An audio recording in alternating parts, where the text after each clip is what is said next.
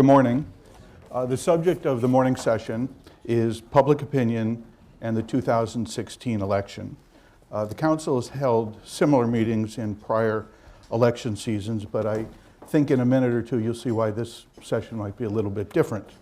Our three panelists are Scott Miller in the middle, who has been doing political communications and strategy for more than 40 years. His clients during that period have been included Senator Gary Hart, Michael Dukakis, the Bush-Cheney campaign, Ross Perot, as well as Vice President Mondale and candidates around the world. To my immediate left is Kellyanne Conway, who's worked for the Republican Party and Republican candidates over the years, including President Reagan, Speaker Gingrich, Vice President Quayle, and Jack Kemp. And to the far left is Doug Schoen of Douglas Schoen LLC, who is most well known for his work for President Clinton and for Mayor Bloomberg. They are among the most experienced polling and political consulting figures in the U.S. What's different for this session, I think, is this. Kellyanne is currently, she's the chair of a super PAC which supports Senator Cruz, but she's working in a party whose infighting, at least to me, makes me think more of the Democrats than the traditional Republicans. Feel the burn. Right. Doug, in this season, has polled for a mayor who finally decided not to run, and Scott has polled and done communication strategy for a candidate who literally does not exist as a human being.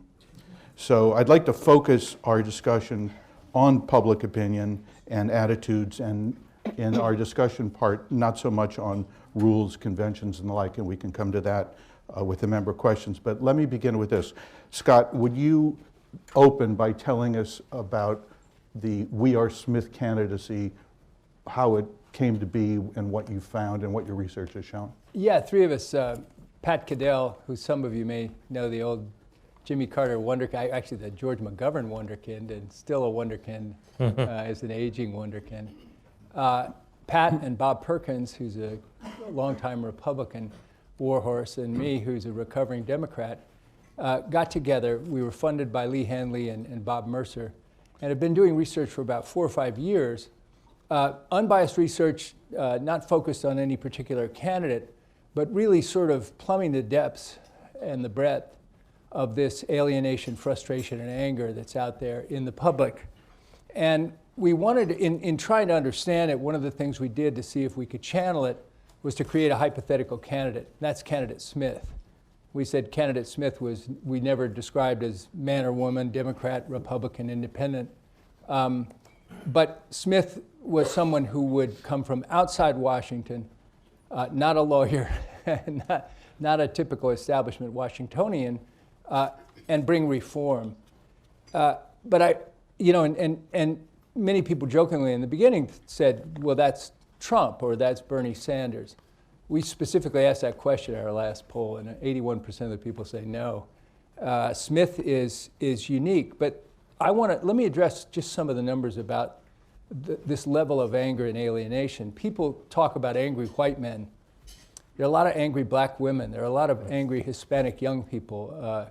84% of all voters, of all demographics in the United States, believe that there's an elite group of incumbent politicians of both parties, lobbyists, big banks, big business, big unions, big special interests, big media in Washington that rigged the system for their own power and prestige. How did they find out? 84%. That's an incredible level. I mean, it's at a revolutionary level. 78% of the people believe that both parties are too beholden to special interests to be able to do anything for the country. And of course, as you all know, I mean, about 2/3 of the people believe that our country's in decline. About 2/3 believe that our country is not going to give a better nation to our kids than we've had for ourselves. So it's the abrogation of the American dream. The anger is real. It's going to go way beyond this election. And we found that Smith, a reformer coming to Washington and standing for sort of a common sense boilerplate reform platform, could beat every single candidate in the race and still can by 2-1. Clinton, Trump, Cruz, Sanders, and on and on. So Doug, is this consistent with what you found in the Bloomberg polling? Well, I was going to say fortunately or unfortunately, his name is Bloomberg, not Smith. So he didn't garner the level of support for his own putative candidacy that Smith did in the work that Scott and Bob and Pat did. But there is obviously, and your question points it out, Skip, a commonality across it, because when you do broad levels of attitudinal polling, you find the level of anger that Scott speaks of actually, in a certain sense, underestimates what's going on. And there are really three discrete kinds of anger, all of which, I dare say, probably not a great word, but metastasize into a effective rejection of our politics and our system. So there's anger on the right, which is Donald Trump, to hell with them, send a message, build the wall, let them know about corruption, we want somebody independent, no ties. So there's that kind. Then there's the kind of Ted Cruz, cultural, political, anti-systemic, anti-Washington conservatism that Kellyanne can speak about much better than I can. What Scott was speaking of and what Mayor Bloomberg was seeking to assess in the work we did was the anger in the center, those who don't vote in primaries, who nonetheless are looking for perhaps the opposite of what those on the right and the left are looking at, which is nonpartisan conciliation, results-oriented decision-making, a sort of a sense, just enough of this crap. Can we get down to the issues and problems that we are facing? And one of the things I said this week, which is not, Skip, a specific comment about the election, but is representative of what I think the problems we're facing are. I did an interview and somebody was asking me about Trump versus protesters versus Lewandowski, and I said, look, we had a terror attack last week in Brussels. More people than were killed in Brussels were killed in Lahore, Pakistan, because they were Christians celebrating Easter. Now, if we're talking about domestic political violence, in terms of fistfights and who's grabbing whose arm, what does that say about the campaign vis-a-vis the problems we're facing? For those on the left, and I should speak briefly about it because the Democratic race, while I still believe it's Secretary Clinton's to win, is become much more competitive with Bernie Sanders' 5 straight victories. There's the same level of anger, but it manifests itself in a very different way. It's we need to redistribute wealth, we need to break up the big banks, raise taxes on the rich. The game is rigged, directed at young people because there are no guaranteed jobs. You have this crushing student debt, and so the American dream isn't real for you. That message is an authentic, clear, unambiguous one that has, as you've seen, particularly to younger people and those on the left, had broad resonance. But what is common across the board is everyone is deeply, deeply enraged with a system that is failing to address real problems and is failing to produce any sort of a mechanism to mediate or deal with those problems in a way that gives any confidence. So, Kellyanne, do you see the theme of this election being establishment, overarching theme, establishment versus anti-establishment, and that being a more dominant concern than any particular issues, that this is more of an attitudinal and perspective situation? Establishment versus non-establishment is both a cause and a symptom in this election, in my view. And let me back up a moment just on this entire narrative of anger and rage. I think that puts too much of the burden on the voter. And it relieves the burden on those who have created this great deal of frustration and betrayal.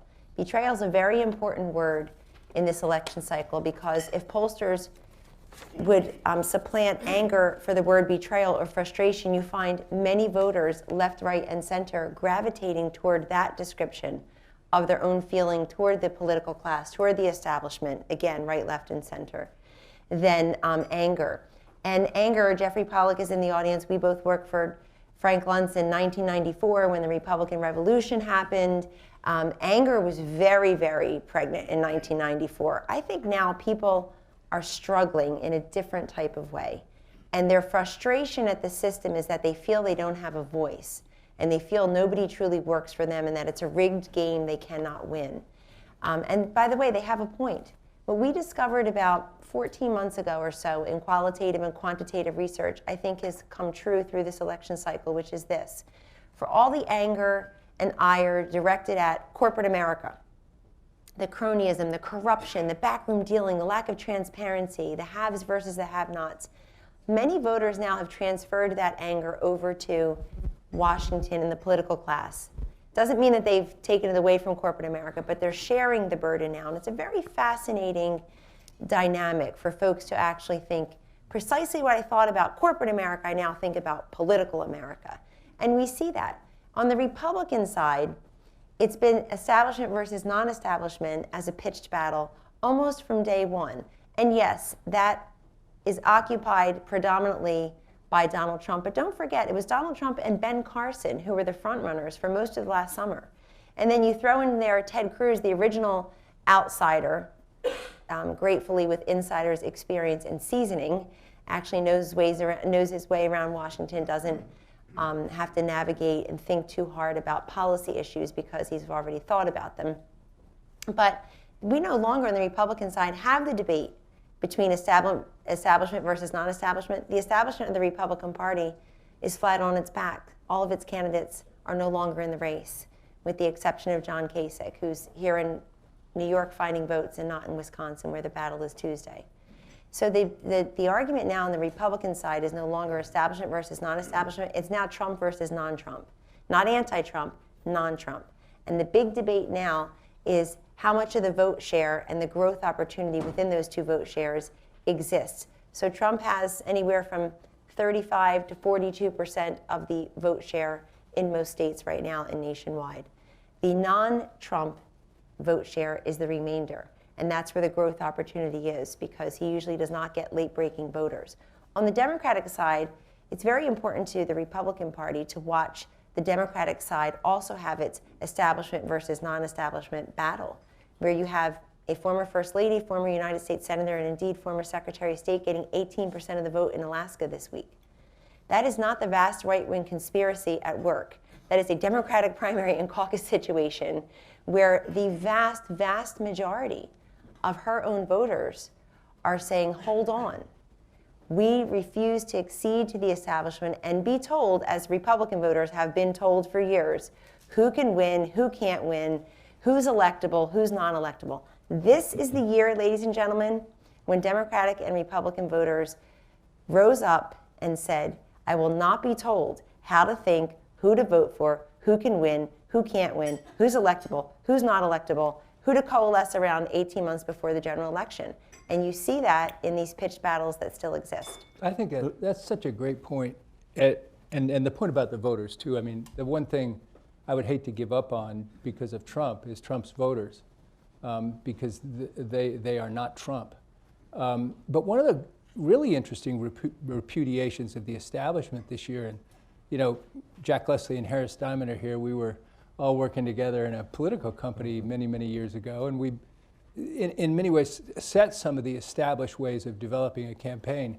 There's probably been $300 million spent on traditional negative advertising that has always been just the bread and butter of campaigns. Now they start with it, and it's the foreboding dark voice, the ominous tones, the black and white unattractive photo of the candidate, you know, the white type comes across with accusations, and then some snappy line, and you know, People for America's Rutabagas or whatever PAC is sponsoring it.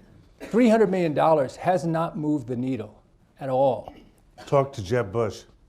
Yeah, $150 million that didn't do anything. Didn't gain, well, 4 delegates. Well, his consultants are building new beach houses. Yeah, exactly. So there's that. And you know, one of the things Kellyanne mentioned when we were talking the other day was how you're actually deploying resources in your super PAC, which is totally different. Yeah, talk about that for a minute. My pleasure. So I run the super PAC for Ted Cruz, and we've been at this from the very beginning. That means that I cannot talk to the candidate Cruz or anybody, including volunteers, to the Cruz campaign, which means a number of elected officials now we cannot speak with. And so the traditional model of the super PAC, traditional being the last 6 years since the Citizens United decision came down, has really been to collect check after check after check and run ad after ad after ad. And we try to do things a little bit differently this time, under some criticism at the very beginning, because people like to see ads. They like to just sit there, point and click, and see who you're zinging today and how you're spending gobs and gobs of donors' money. And I told our primary donor from the very beginning last spring, a year ago, thank you for investing your resources. I am going to subscribe to the old saw that the fastest way to make a small fortune is to have a very large one and waste most of it. And I will be, very deliberative about husbanding these resources over time. So what did we do? We said, who is our candidate? Our candidate is Ted Cruz. Who's he? He's the original bottom-up grassroots guy. He shows up at rallies.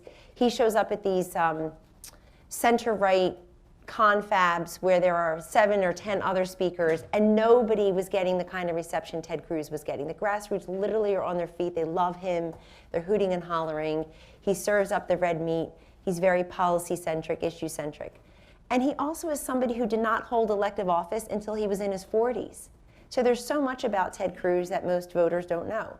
And there is so much that he was not willing to fill in the blanks. He is who he is. He's not going to talk about some of the raw, personal, human connections that he has endured in his life the way all of us have.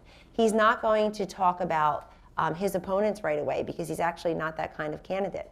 So we developed a ground game, data analytics. We invested in talk radio. Our first buy was not TV ads.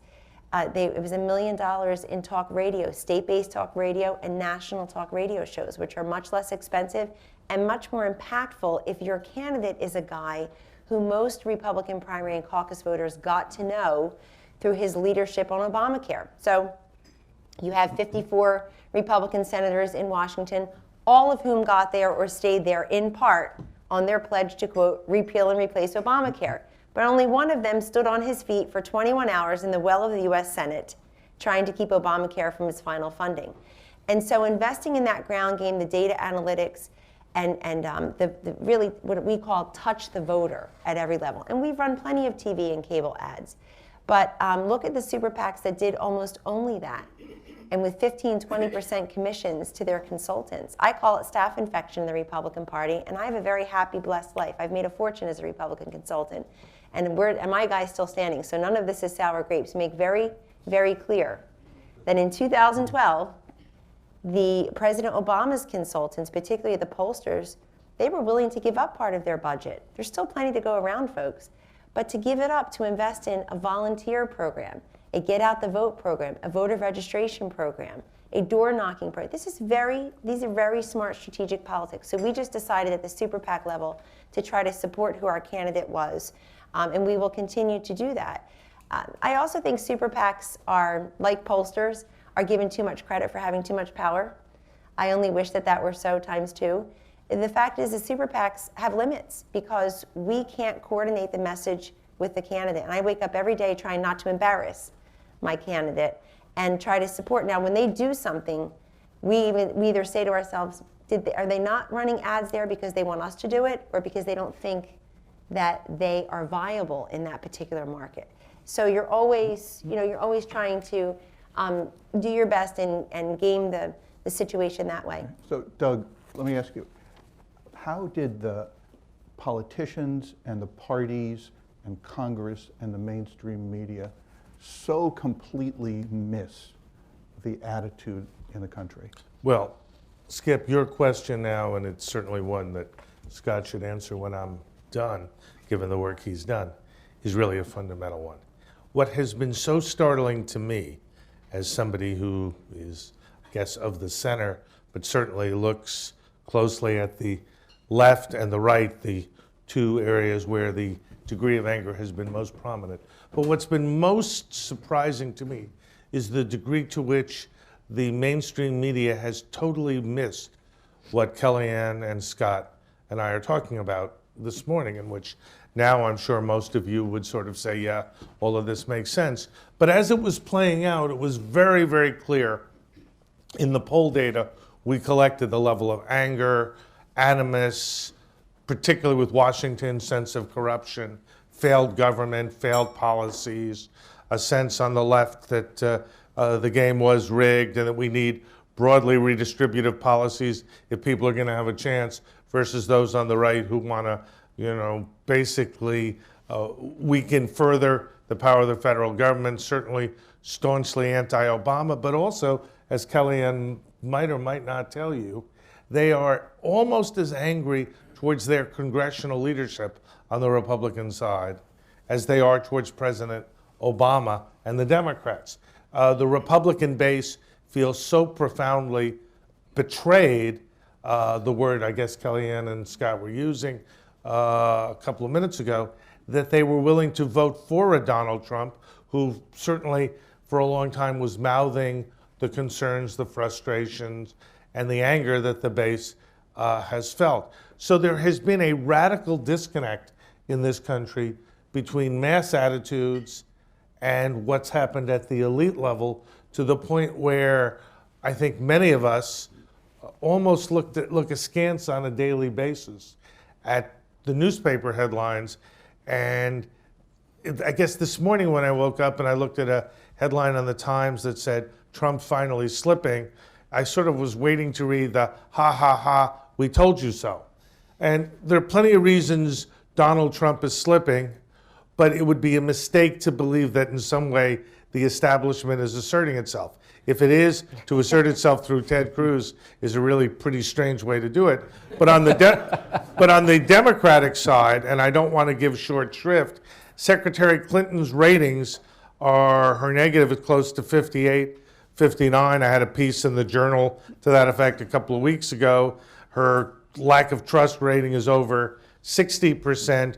Bernie Sanders, as I said, 5 straight, within 12 points in the Quinnipiac poll in New York State that just, I think, came out the other day before the New York campaign has fully engaged. I suspect Senator Sanders, breaking Skip's edict, will probably win Wisconsin at the same time that Ted Cruz does. But this speaks boldly and directly to a disjunction between the mainstream media and the voters, because if I had sat here 5 months ago, or maybe even 3 months ago, and say we'd see Bernie Sanders surging, Ted Cruz surging as the candidate of the establishment, I think most of you would have said it'll be a long time before we invite Schoen back.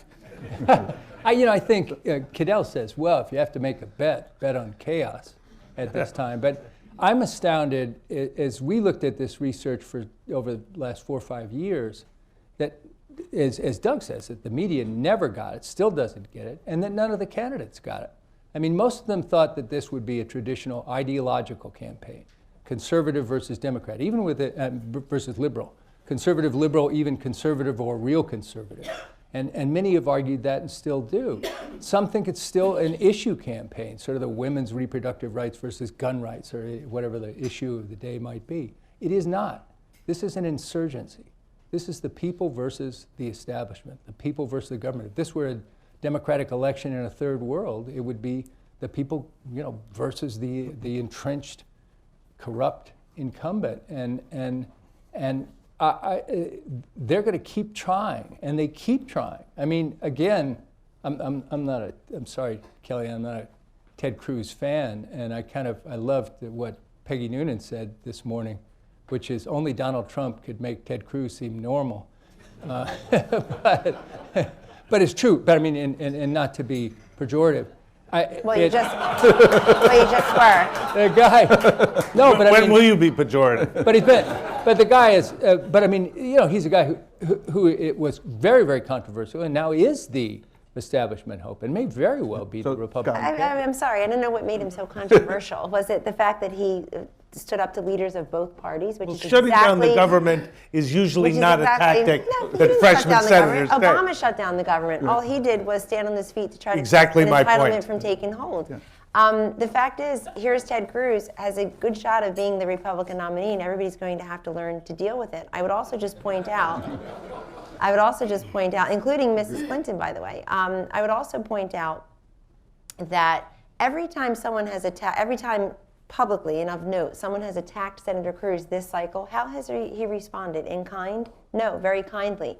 Former President George W. Bush, whose brother has now endorsed two brothers have endorsed Ted Cruz for president, Neil and Jeb, and whose brother ran a terrible campaign this past time. He said about Ted Cruz, "I just don't like that guy." What did Ted Cruz say in response? "You were an awful president whose approval rating was 28% when you left office." No, he said, "I'll always be grateful that George W. Bush was the president of the United States on 9/11 and that I met my wife Heidi during his campaign." It's incredibly gracious, and people will see that when it comes down to he versus Hillary Clinton, and they certainly are seeing it when it's he versus Donald Trump.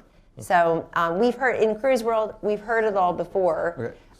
Okay, so two more quick questions before we go to members. One is, Scott, if the election was purely based on just a public vote with no party system at all, how would the Smith candidate or a center candidate have done if there was no party system to worry about? A center candidate who was from outside Washington and who opposed the status quo and had a platform of real reform would win. I mean, under any circumstance. You Well, that's like the blind date you haven't met yet. Yeah, exactly. I mean, I understand, I but mean, it- eventually you have to open the door. Yeah. and- No, I understand, but it's a question. It's a question of attitude. But Kellyanne's question actually, or point, raises the real problem, which is why there is so much anger. In modern day America, the way the parties have rigged the game, you can't get to the door to open it. Right. The political Tinder that Kellyanne is speaking of. That's a joke, folks, if you ask your teenagers about Tinder. It doesn't exist because Smith isn't on the ballot, Bloomberg's not on the ballot, there are no independents. There really has not been a viable independent since 1992, and there almost certainly won't be this year, but it really means that this is one of the few so-called democracies where anti-systemic politics just can't get a foothold unless you happen to be a Donald Trump or a Bernie Sanders-like figure with arguable unique appeals. And I would just want to add to that. I think, but for Donald Trump, the biggest story of this cycle by far is Bernie Sanders. And he doesn't get enough coverage because he has no super PAC. He gets on TV and he says, donate right now, BernieSanders.com or whatnot. And he raised $44 million in March. He raised $43 million in February in small donations.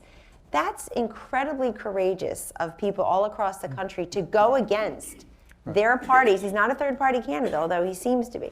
He's to go against their own party's leader and the next in line. It's actually been a role reversal for the two political parties this time in this way. It's my Republican Party that has suffered, and I use the word advisedly, suffered from royalism.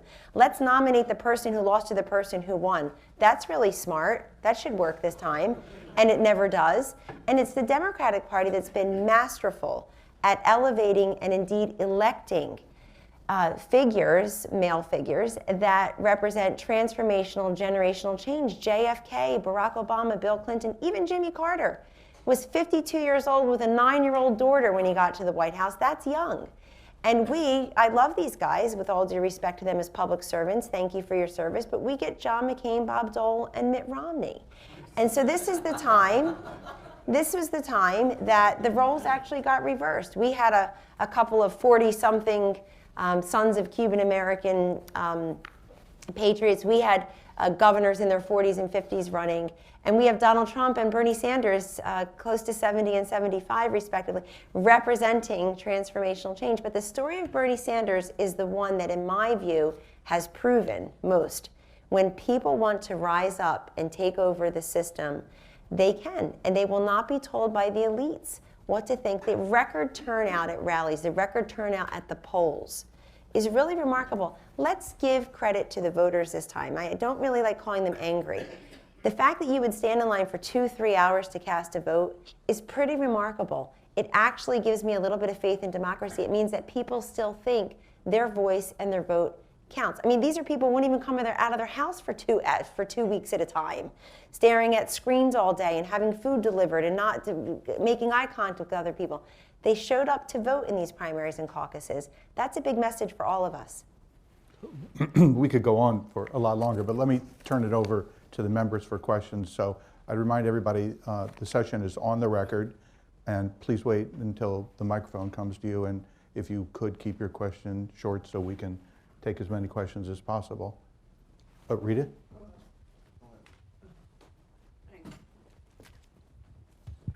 Rita Hauser, you just touched briefly on Citizens United, and I'd like to come back to that. I, as a lawyer, personally believe it will go down as one of the worst decisions of the court, perhaps since Dred Scott. What do we see? Ordinary people as well as we, the elites. You see all the candidates making pilgrimages to the Kochs and to the Adelsons and to, I don't know who on the Democratic side, and everybody in the country George sees Soros, that. George Tom Soros, Steyer. whoever they all are. But everybody in the Dawn. country sees this. They see these rich guys calling all the candidates together, as someone said, kissing the ring, and they must stand back. For the first time in my life, as a very active political person, I have not contributed 1 cent to anybody or anything. So alienated am I by this process of going out to meet the big guys who tell you what to do and where the money comes from. And I think that that is a very crucial part of the anger that you see. So it's miraculous that Sanders is getting $10 and $50 and so on. It also tells you that the super PACs don't have as much power. They may not, somebody but who runs a they big have one. had a nefarious picture and impact that people feel. And I do think that that's really important, because what you've all talked about skips around the question of how the hell do we reform this system going forward, whatever happens One of the in this things election. we do is the voters broke it Yes. this year, right? They pulled Trump and Sanders up, and they broke the system. We've redistributed wealth to local TV stations from these super PACs that were supporting Jeb Bush and others. So, I mean, in a sense, the American people are changing that system by making it less effective. But you're right; it's completely corrupt. I mean, it's totally corrupt. How more corrupt could you be than if you go to the right person and say the right thing and tell them you'll do the right thing, that they'll give you money in endless amounts? Well, you presume that's the way it works. How do you know who's meeting whom? You presume that's the way it works. The last Koch summit was televised on TV.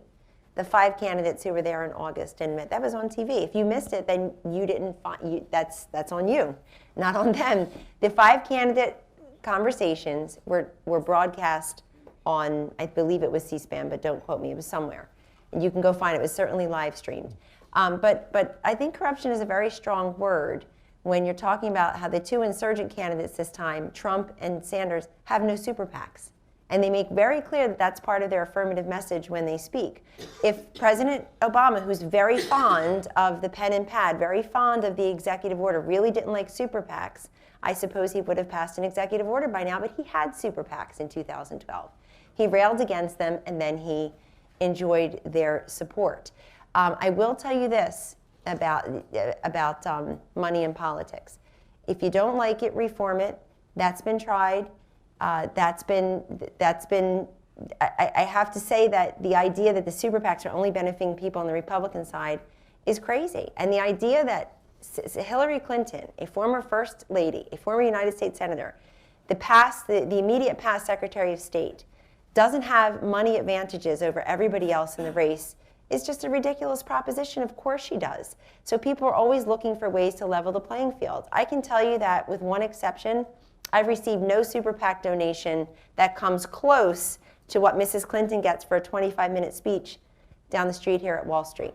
So there's all types of money in politics that people don't like, and I think but for those speeches, she would have an easier time being the Democratic nominee. So you can't just talk about super PACs, you have to talk about all the money grabbing among politicians that is bothering people this cycle. But you got to remember, in 2015, Bernie Sanders made $1,850 making speeches, and he gave it all to. And there he is. Yeah, I know. He gave it I all hear to you. charity. That's my He made point. $1,400 a year before, gave it all to charity.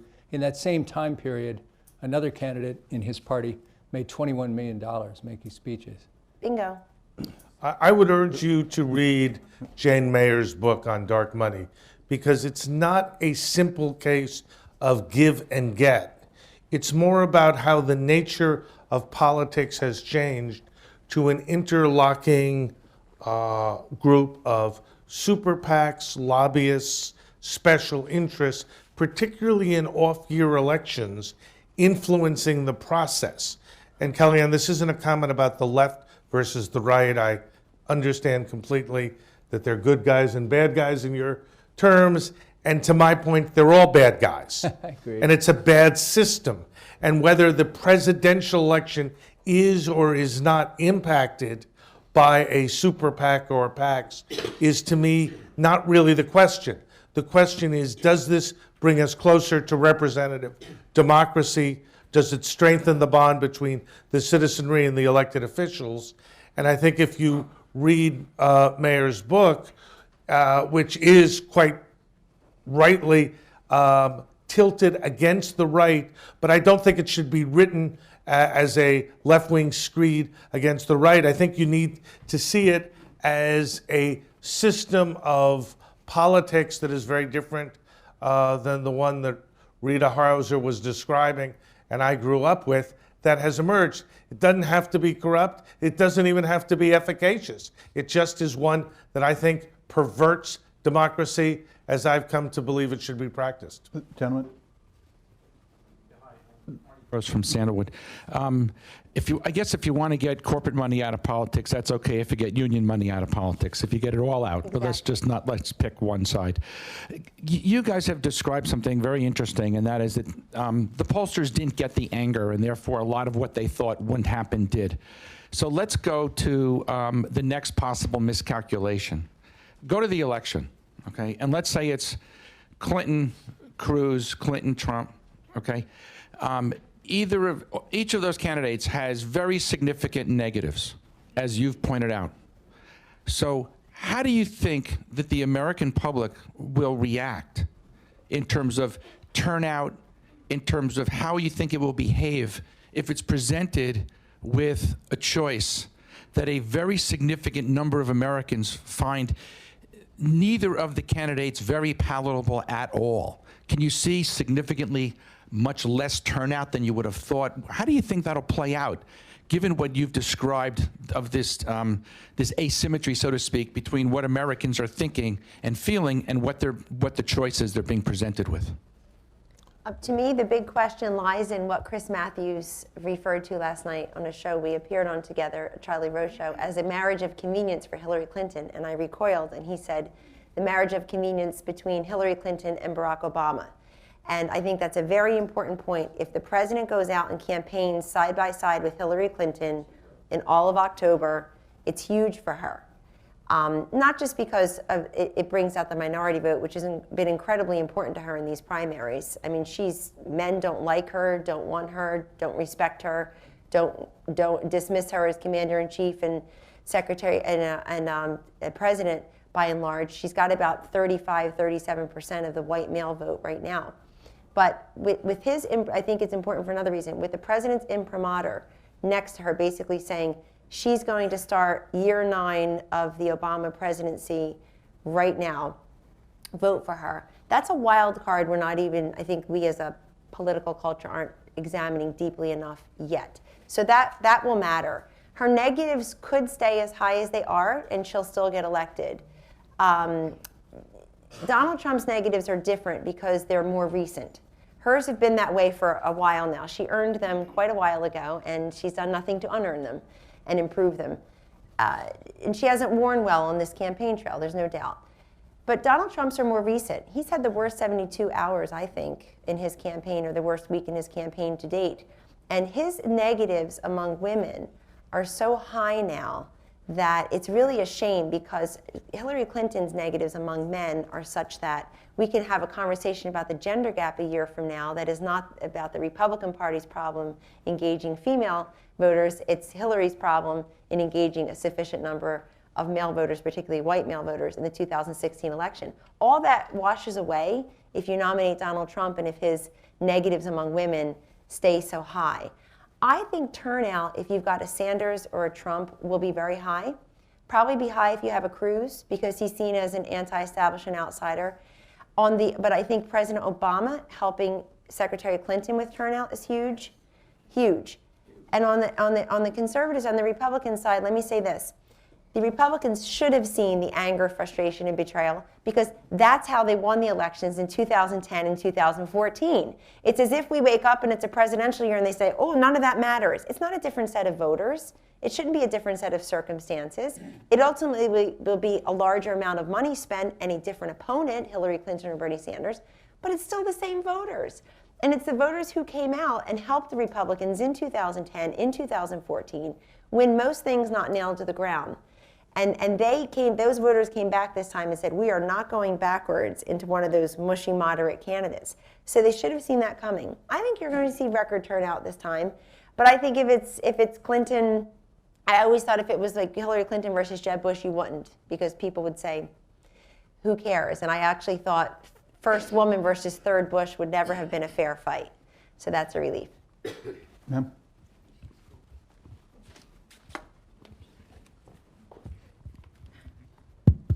George de Menil, Paris School of Economics.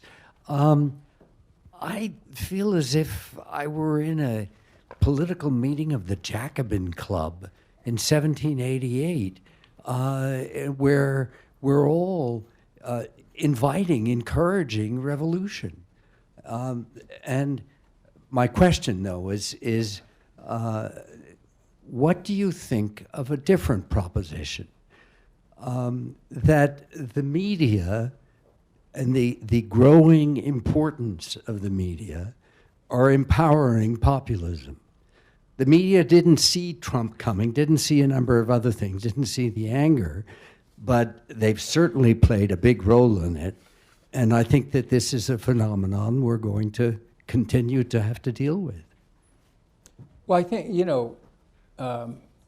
again, my friends out there, my old pals, we've watched the American people vote for change every time they got a chance. Every single election I can remember in my adult life has been change, and hope, essentially, and they've been thwarted every time. And this is a revolution. The people now see they've got the bit in their teeth, and they're running. And I think they deserve to. I'm with Doug on the state of politics today. Politics earned this revolution, and I hope it's sweeping. I hope it really is sweeping, and I hope it extends far beyond 2016. Ma'am? Betty Musham. The media keeps saying that women are going to elect the next president, but I think the number of women voting has gone down since we were allowed to vote. So who are these new women that are going to elect the new president? Are they new people coming into the system? Who are they? Kellyanne, why don't you? Thank you. No, that's actually not true. Women have comprised the majority of the presidential electorate since 1964. That's been true for 50 years now. Not the number of women that are registered to vote. That's going down. Well, that may be true. The number of women registered to vote is true. And in part because of something that everybody has touched on today, and particularly in Doug's work for Mayor Bloomberg, which is people feel disaffected from the system and they say, why even bother?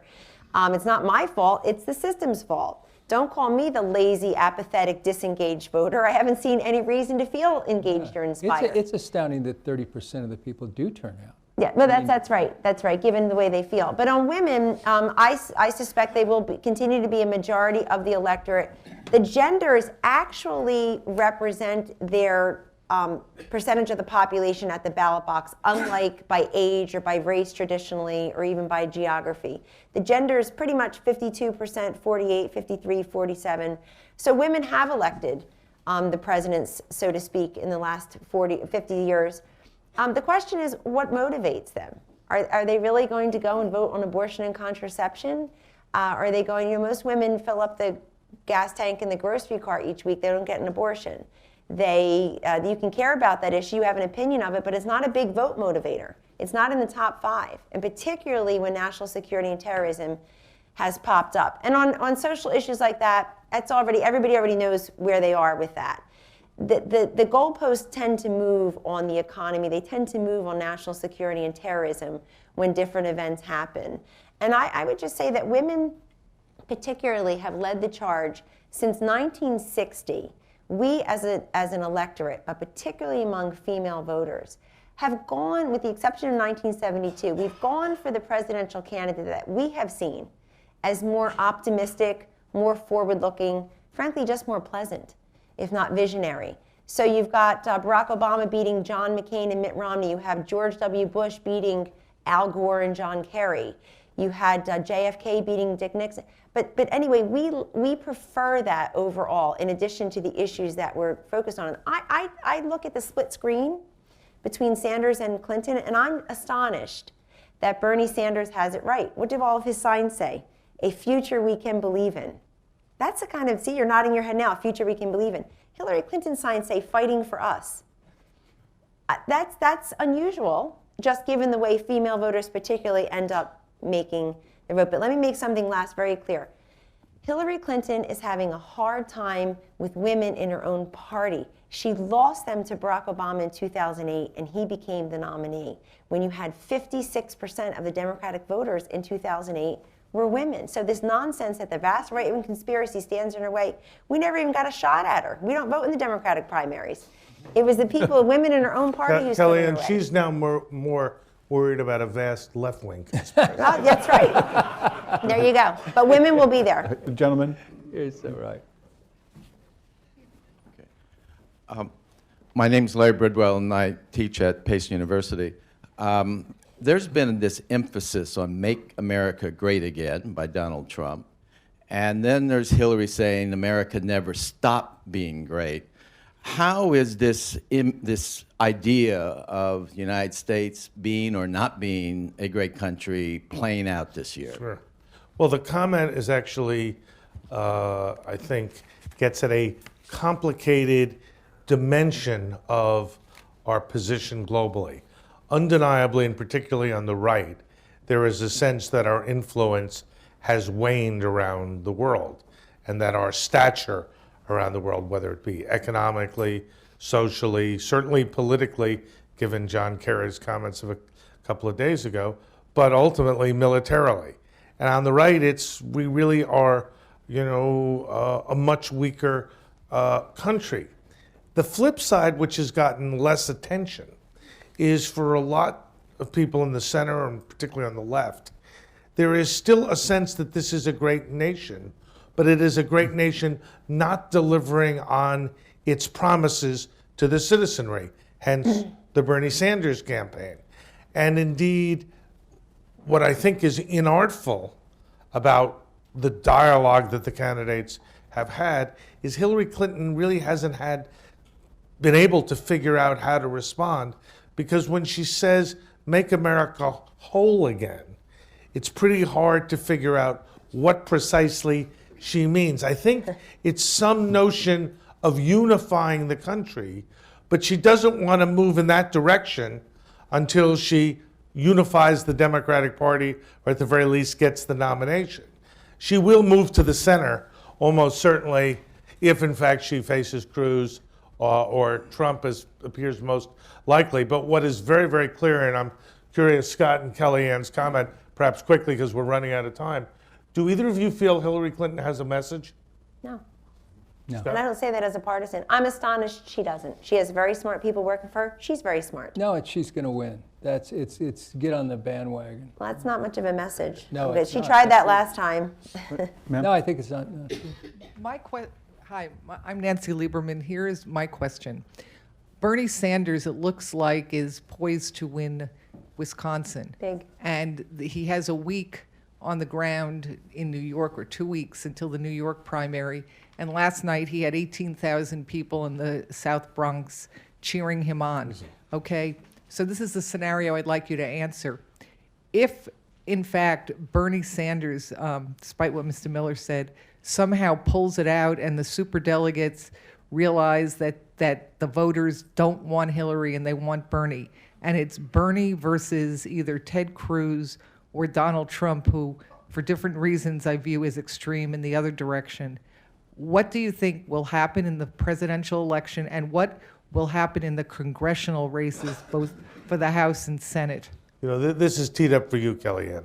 Yeah, if Bernie Sanders, if my dreams come true and Bernie Sanders is the Democratic nominee, which, as you point out, is possible, folks, let's be honest. If it were anybody other than Hillary and Bernie, people would be having a conversation with the candidate that got 18% of the vote in Alaska and 20-some% in Hawaii, and is now going to struggle more than she should have, break a sweat in her home state, if it's still her home state of New York, and against Bernie Sanders. They'd be having a conversation with that candidate to stand down. If Bernie Sanders is the Democratic nominee, I will personally go around this country and school everybody on what a socialist is. So we will call him socialist every single day. He calls himself socialist every single day.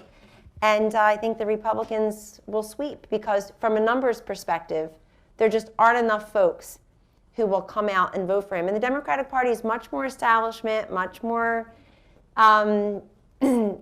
establishment than I think people let on. Since even Vice President Biden didn't think there was necessarily a place for him in the race. If he were running right now, he'd be running away with it, big time. He was greatest fear that we had. But if it's Bernie Sanders, by the way, there could be a revolt on the Democratic side. Everybody's talking about the convention in Cleveland. Why not say, well, wait a second, the people have spoken. Bernie Sanders has all these delegates. He has all these votes. He has all this energy and momentum. Why are you going to upend the system with the superdelegate situation? Well, as you look at scenarios, I wouldn't stop with the scenario that Bernie Sanders may be the candidate. We may have 3 or 4 candidates. We may not have a winner of the Electoral College. We may have Paul Ryan as our president. I mean,